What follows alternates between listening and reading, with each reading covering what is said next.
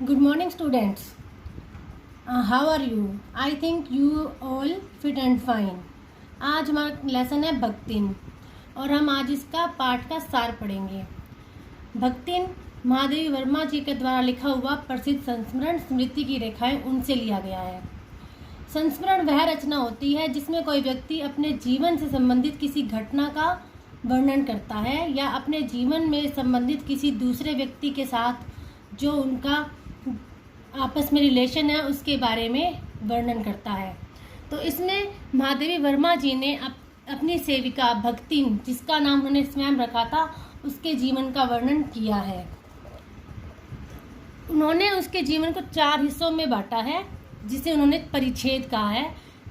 मूलतः वो ये कहना चाहती हैं कि उसके जीवन में बहुत सी समस्याएं थी, उसका जीवन बहुत वेदना कष्टों से भरा हुआ था, लेकिन उन्होंने इससे हार नहीं मानी थी।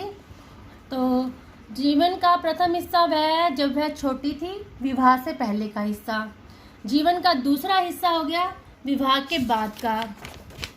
जीवन का तीसरा हिस्सा उन्होंने कहा है जब उनके पति की मृत्यु हो गई, उस समय को उन्होंने उसका तीसरा हिस्सा कहा है। और जीवन का चौथा हिस्सा जब वह भक्तिन महादेवी वर्मा जी के पास उनकी सेविका के रूप में आई। तो इस प्रकार उन्होंने उसके जीवन को 4 हिस्सों में बांटा है। तो हम पहले उसके नाम के बारे में बात करते हैं। उसका वास्तविक नाम लक्ष्मी था, लेकिन जैसे कि वह धनहीन और गरीब महिला थी, तो होने के साथ साथ वह समझदार भी थी। इसलिए उसने सोचा कि लोग मेरे नाम पर हंसी ना उड़ाएं, इसलिए वह किसी को भी अपना वास्तविक नाम नहीं बताती थी। भक्ति नाम उसे महादेवी वर्मा जी ने ही दिया था। तो उसके जीवन के फर्स्ट हिस्से में उसका जन्म झूसी गांव के एक प्रसिद्ध अहीर सुरमा के घर हुआ, लेकिन उसके जैसे ही उसका जन्म हुआ उसकी माता की मृत्यु हो गई। तो उसकी दूसरी माता ने उसका पालन पोषण किया। 5 वर्ष की छोटी सी आयु में ही उसके पिताजी ने उसका विवाह हंडिया ग्राम के प्रसिद्ध संपन्न गोपालक के छोटे बेटे से कर दिया। और जब वह 9 वर्ष की आयु में ही सौतेली माता ने उसका गोना करके उसे ससुराल भेज दिया।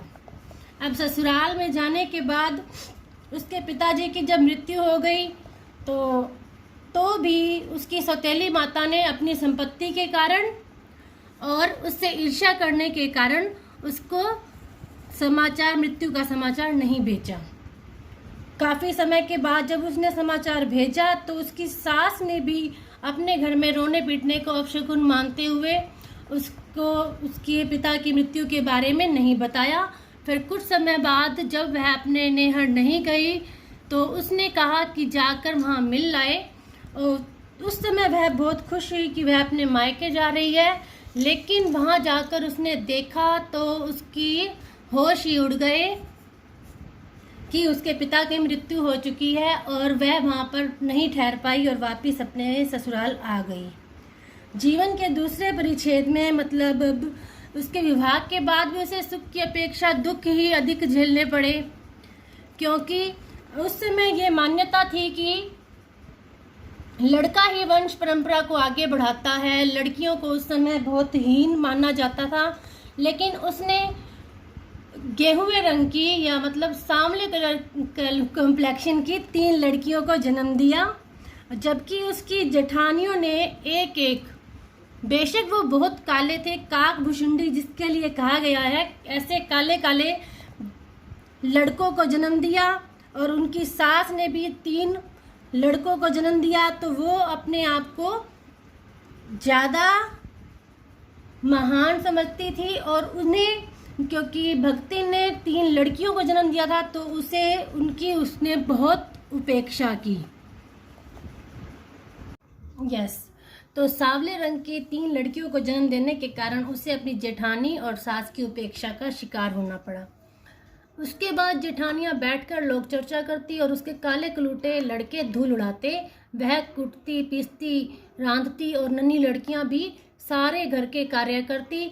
और उसके जेठानियों के बच्चे वो अपने बच्चों को सफ़ेद राब रखकर गाढ़ा दूध डालती और लड़कों को और ते हुए दूध पर से मलाई उतार कर खिलाती।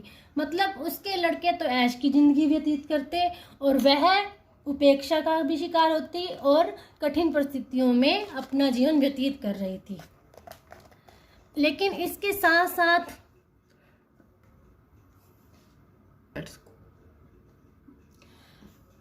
एक अच्छी बात यह थी कि कभी उसके पति ने उसकी अपनी पत्नी के बारे में कुछ नहीं कहा। जिठानियां बात बात पर धमाधम पीटी कूटी जाती, पर उसके पति ने कभी उसकी उंगली भी नहीं छुआई। वह बड़े बाप की बड़ी बात वाली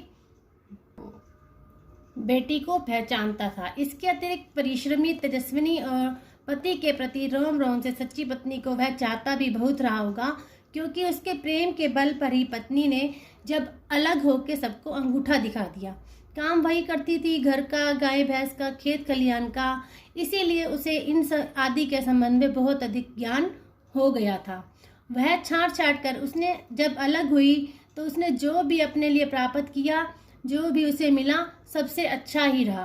और सबसे बड़ी बात है कि दोनों ही परिश्रमी थे दंपत्ति उनकी, तो निरंतर प्रयास से उनका सोना बन जाना मतलब उनके लिए दिन अच्छे हो गए।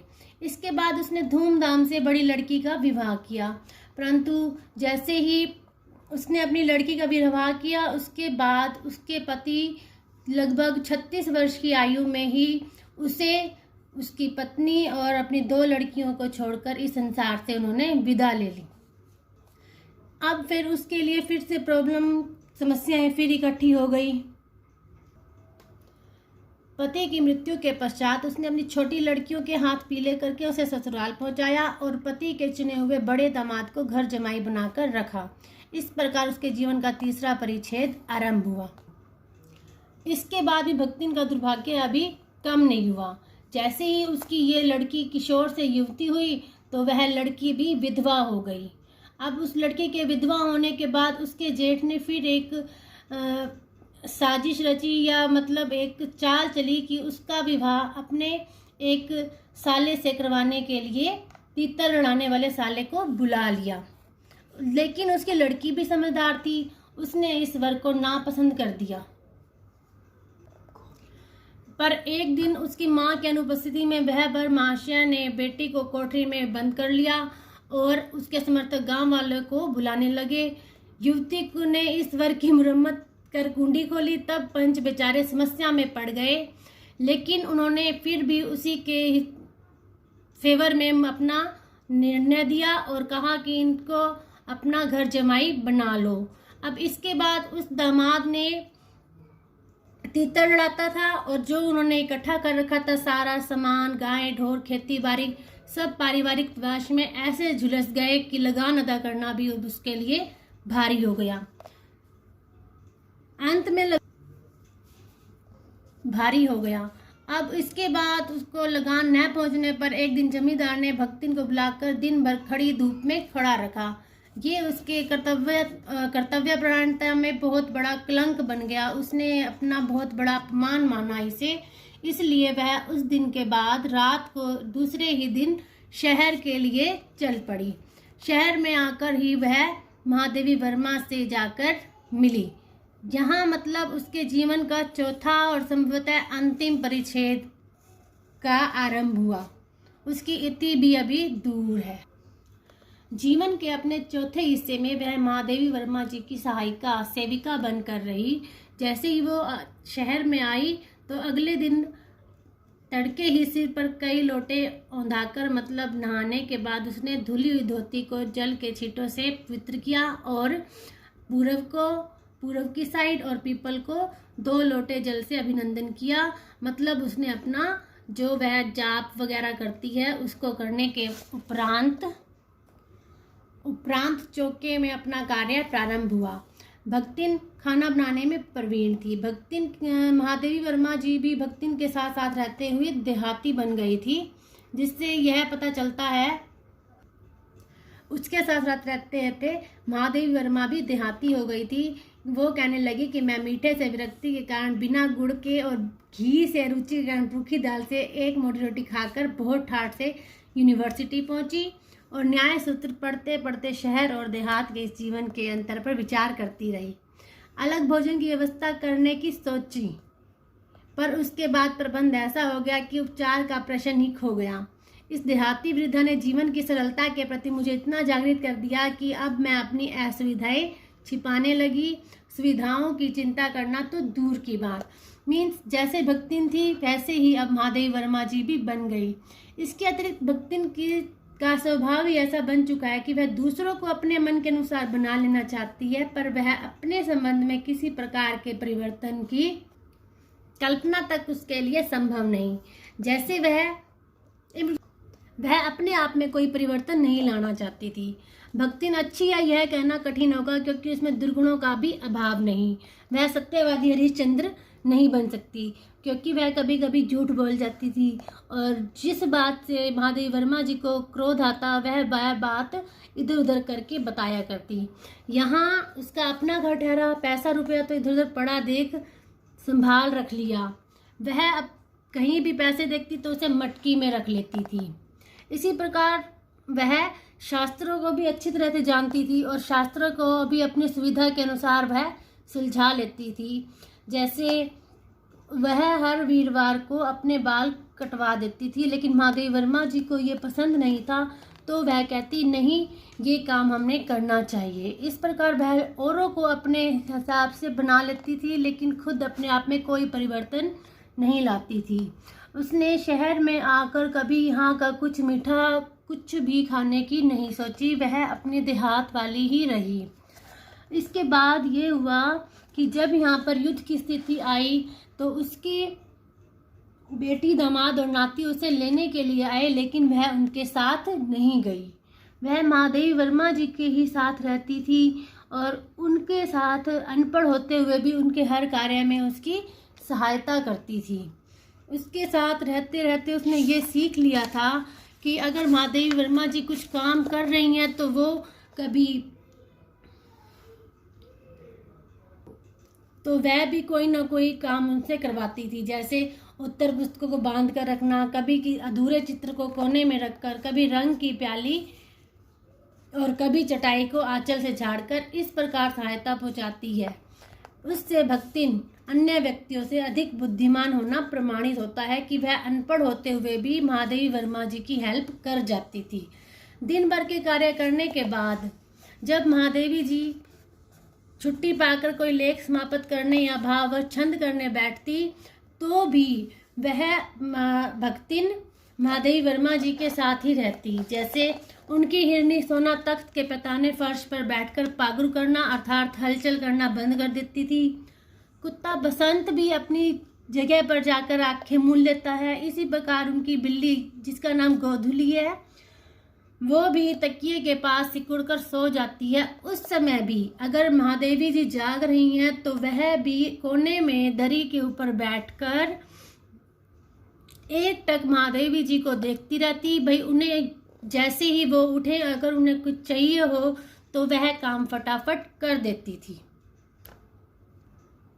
हाँ, जब युद्ध के भूत ने वीरता के स्थान पर पलायन वृत्ति जगा दी, तब भक्तिन पहली ही बार सेवक की विनीत मुद्रा के साथ मुझसे गांव चलने का अनुरोध करने आई। उसने कहा, चलो आप मेरे साथ ही मेरे गांव में चलो, मैं आपकी वहां पर व्यवस्था कर दूंगी। तो महादेवी वर्मा जी ने उसके प्रश्न का उत्तर देने के टाइम कहा कि नहीं, मेरे पास वहां जाने के लिए रुपया नहीं है। तो भक्ति ने कहा कि मेरे पास कुछ रुपए हैं, गार्ड रखा है, उसी से वह सब प्रबंध कर लेगी। फिर लड़ाई तो अमृति मतलब अमृत खाकर नहीं आई है। लड़ाई तो जैसे ही खत्म होगी, जब सब ठीक हो जाएगा, तब हम यहीं लौट आएंगे। भक्तिन और महादेवी जी के बीच में सेवक स्वामी का संबंध है, ऐसा कहना ठीक नहीं होगा, क्योंकि कोई ऐसा स्वामी नहीं हो सकता जो इच्छा होने पर भी सेवक को अपनी सेवा से हटा ना सके। और ऐसा कोई सेवक भी नहीं सुना गया जो स्वामी के चले जाने का आदेश पाकर अवज्ञा से हंस दे। मतलब अब उन दोनों में नौकर और मालिक वाली बात नहीं है। ये वैसे ही है जैसे कि हम अपने आंगन में खिले हुए गुलाब को या आम को सेवक मान लें। जिस प्रकार ये आम, गुलाब या अंधेरे उजाले अस्तित्व रखते हैं, उसी प्रकार हमारे लिए भक्तिन का स्वतंत्र व्यक्तित्व भी एक परिचय प्राप्त किए हुए है। इसके बाद महादेवी वर्मा जी ने बताया है कि भक्तिन के संस्कार ऐसे हैं कि वह कारागार मतलब जेल से बहुत डरती है, वह ऊंची दीवार देखते ही बेहोश हो जाती है। तो इसी बात को जानकर लोग हमेशा ये कहते हैं कि महादेवी वर्मा जी को जेल हो जाएगी, और ये सोचकर वह भी डर जाती है कि यह बात ठीक नहीं है, क्योंकि उसका महत्व, महादेवी वर्मा जी का महत्व उसके डर से भी बहुत अधिक है। वह बस यह पूछने लगती है कि अगर आपने जाना है जेल में तो मैं भी आपके साथ वहाँ चलूँगी, क्या क्या सामान बांध लूँ, लेकिन ये हो कि वहाँ पर आपकी कोई असुविधा न हो सके, इसलिए मैं आपके साथ वहाँ जाना चाहूँगी। महादेवी वर्मा जी सोचती हैं कि जेल से तो चलो वहाँ पर हम एक दूसरे के साथ नहीं लड़ने के लिए तैयार रहती है, लेकिन अगर जब मेरे को भगवान से बुलावा आ जाएगा जिसमें न धोती साफ करने का अवकाश मिलेगा न ही सामान बांधने का, उस भक्तिन को रुकने का अधिकार होगा ना मुझे रोकने का। तब चिर विदा के अंतिम क्षणों में यह देहातीन वृद्धा क्या करेगी और मैं क्या करूँगी। कहने का मतलब है, अब तो ये कहती है कि अगर आप जेल जाओगे तो मैं आपके साथ चलूँगी, मैं बड़े लाट साहब से भी लड़ जाऊँगी, मैं नौकर जहाँ उसका मालिक होगा वहीं नौकर रहेगा, ये तो बात सही है, लेकिन जब मुझे भगवान का बुलावा आएगा तो ये क्या करेगी और मैं क्या करूँगी। बस भक्तिन की कहानी अधूरी है, पर उसे खोकर मैं इसे पूरी नहीं करना चाहती। धन्यवाद।